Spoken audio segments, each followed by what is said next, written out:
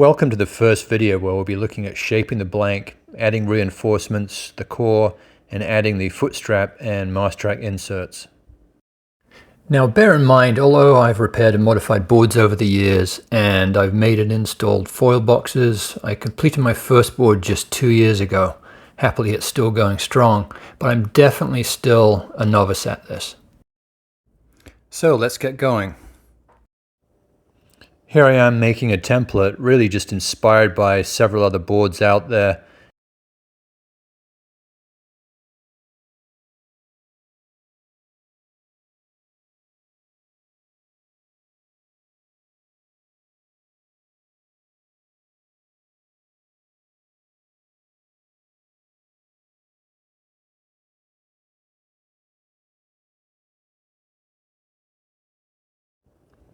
It's a good idea to start out with a good quality piece of EPS foam.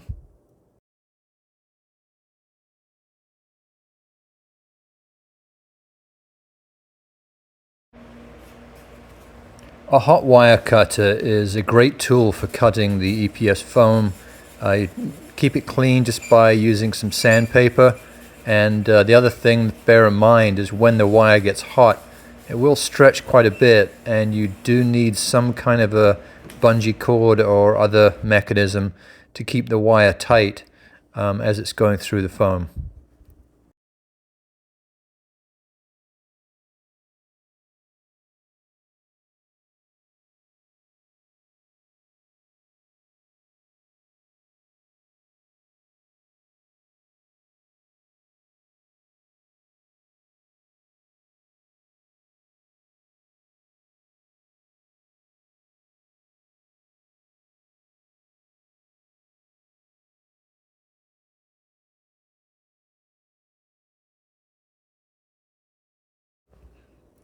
For this cut all the way down the length of the board, it was definitely easier to stand the whole thing up and take it in one pass.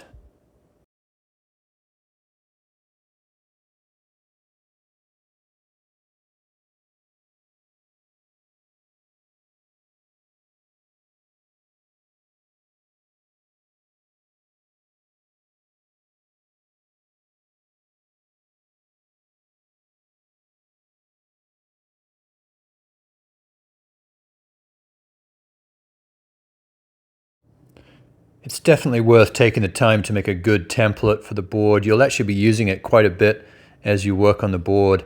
And also here, you get everything as flat and as true as possible. Makes the next steps a whole lot easier. And if you've done a good job with your wire cutter, there's really not too much to do. Just using a flat board with some 60 or 80 grit sandpaper, stuck to it using contact cement, works very well.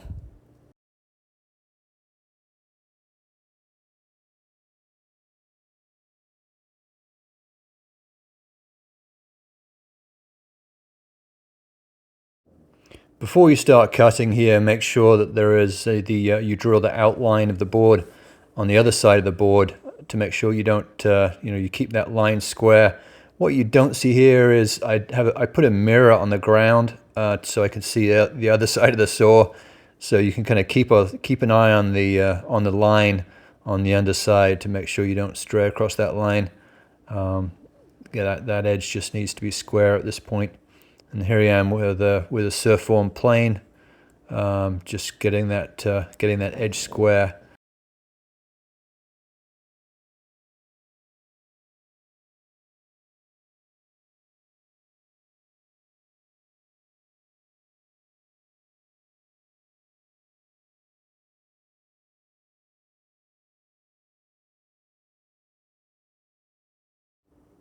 Here's a handy tool with sandpaper attached to just one of those surfaces that you can make, just so it's easier to get that edge square. Here we are starting shaping the bottom of the board, and it's going to be a V up front with double concaves, and then at the back from the foot straps back to the foil box, just keep that flat.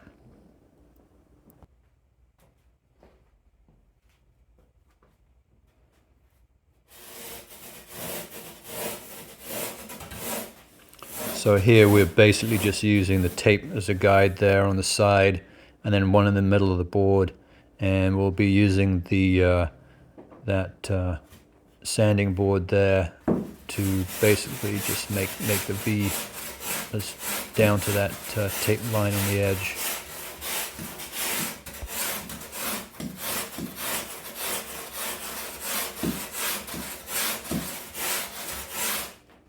For the double concaves, similar thing, but you can see there's a board there that has a little bit of a curve in it, with a piece of, basically a little piece of rope over a block to make that wood curve. And then you see those lines that have been drawn on the board there. That's really just as a visual, so you can try and make that concave as even as possible. And then you'll see from time to time, kind of use a ruler to just gauge the depth. It's good to have a kind of a, you can see the light under the ruler as you kind of gauge the depth of that concave. Here I didn't have quite a long enough router bit, so a normal, this foam is soft enough.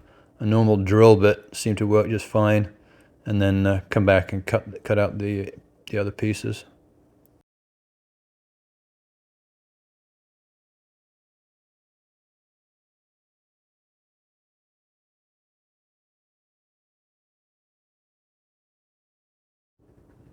The Divinacell is available on a much larger sheet, but the shipping cost would have been crazy, so they cut it in 4 pieces and shipped it. So it's just a matter of putting it back together again, and you can do that fairly easy with Gorilla Glue.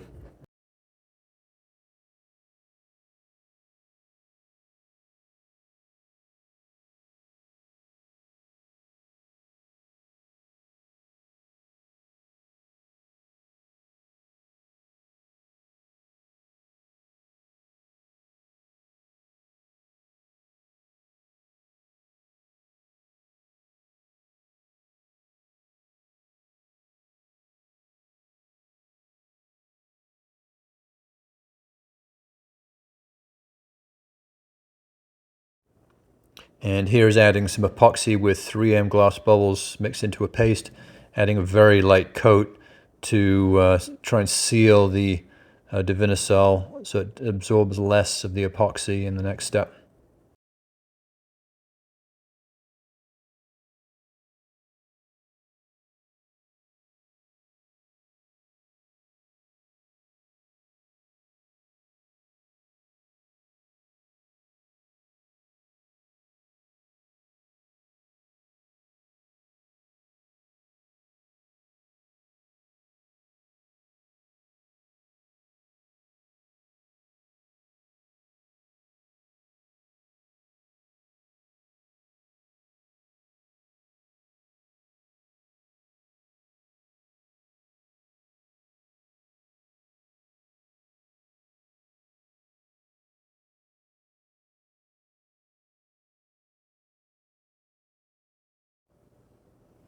This technique works well, especially if you're new to lamination with fiberglass.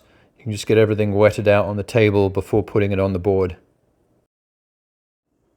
As a rule of thumb, you want to use about the same amount of weight of epoxy as you have in fiberglass and carbon fiber. So I think in this case it was probably close to 400 grams. And I'd mixed it in 2 different batches in this case too.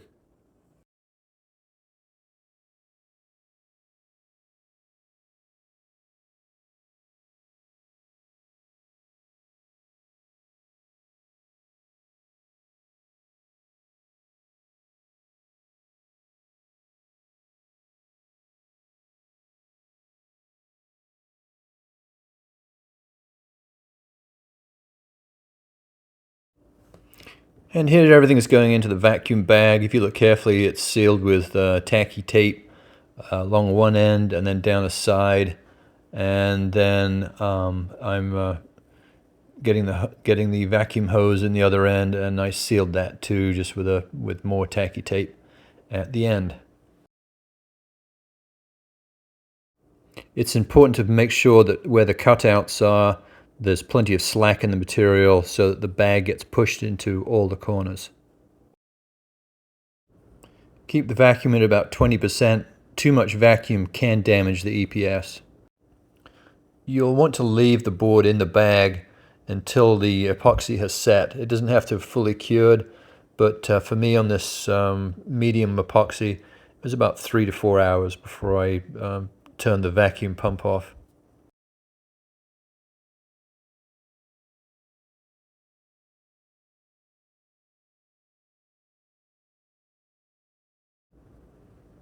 With the board out of the bag, now it's time to remark the perimeter of the board and more finely sand down to that line.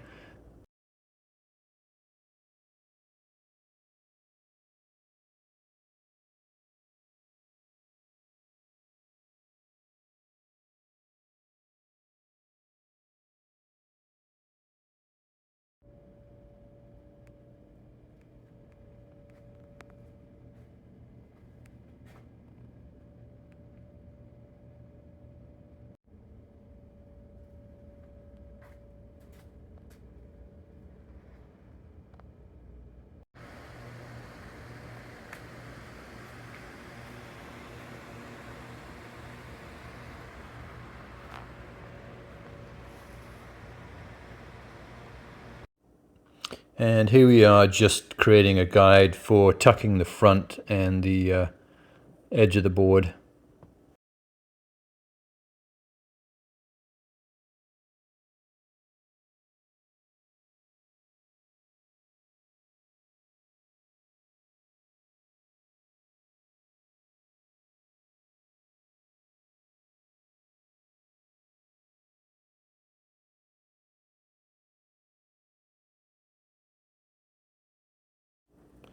Now prepping for the vertical pieces of the cutouts. Seem to be a little easier to do this as its own step rather than trying to do it when putting the underside or the deck core on.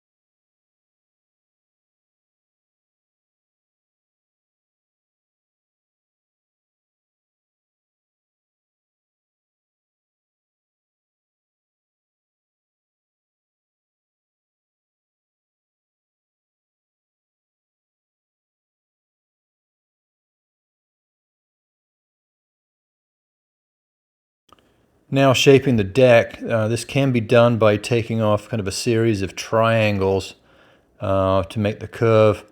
Seems to be a fairly easy way, especially as a novice, to try and keep everything even on either side, and rather than just trying to eyeball it.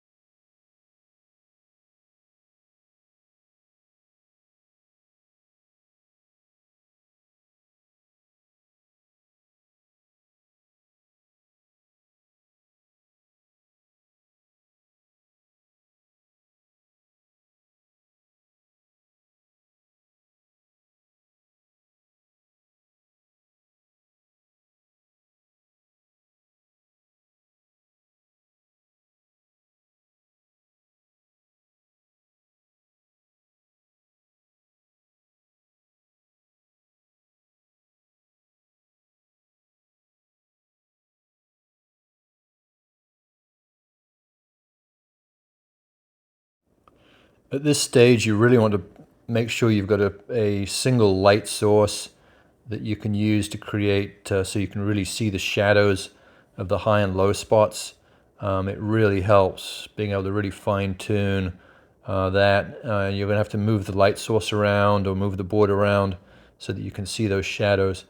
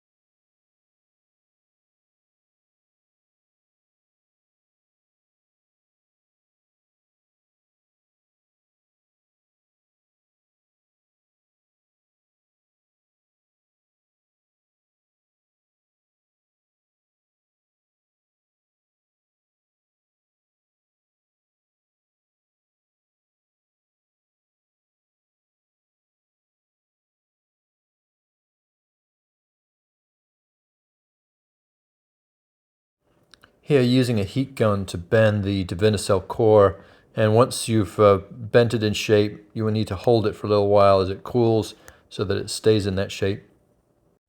The underside of the board has masking tape and paper on it, and then they're painting epoxy on it. That's what the fiberglass is going to lap over to when we put the core on the other side. So that'll help it stick down a little bit. Now adding some epoxy with 3M glass bubbles in key areas, just to make sure it has a good adhesion when we put the core on, and then doing the same on the Divinycell core.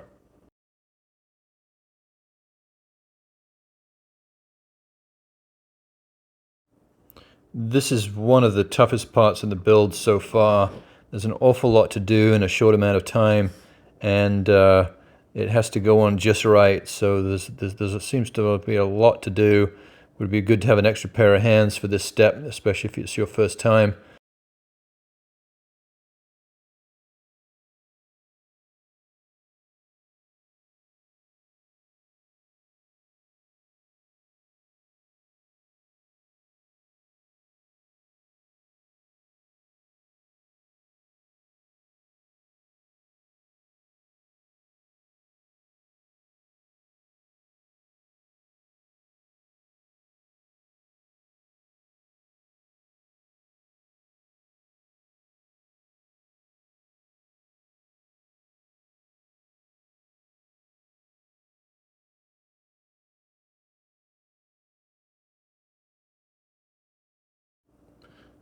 So wetting out the fiberglass and the carbon fiber for the deck is exactly the same as we did for the underside, the hull of the board.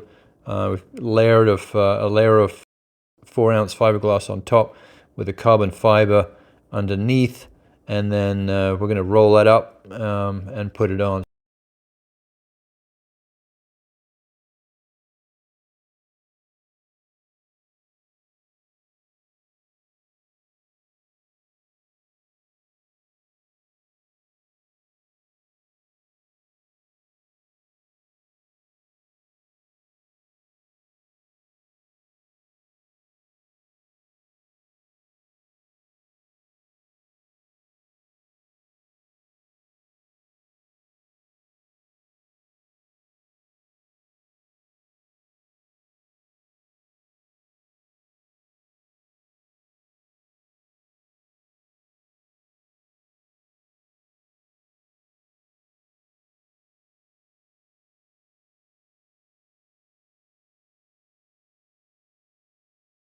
Almost forgot to cut the fiberglass over the mast rack area.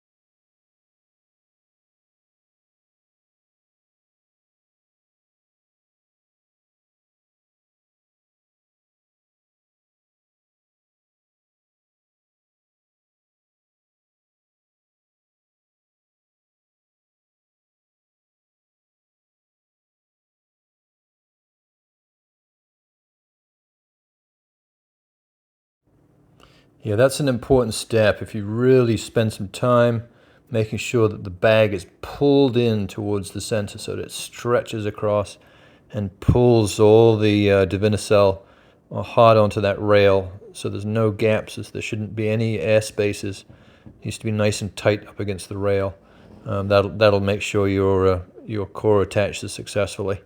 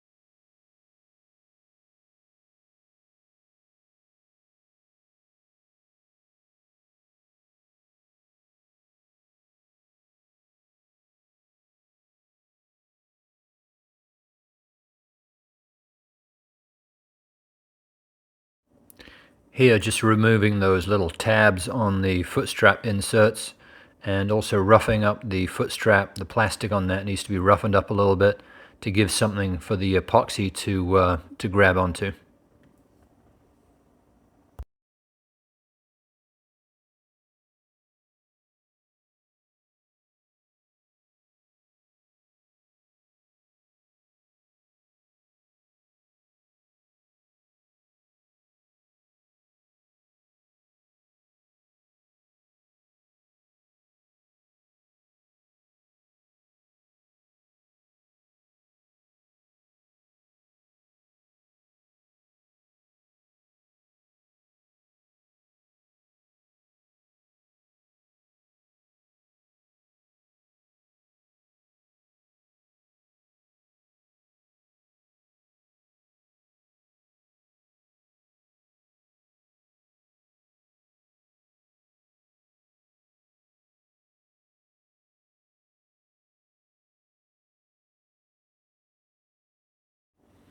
Here, the epoxy with 3M glass bubbles needs to be a little bit runny so that when you push in the mast track, the foot strap inserts into those holes, the epoxy can sort of ooze up and squeeze out of the hole.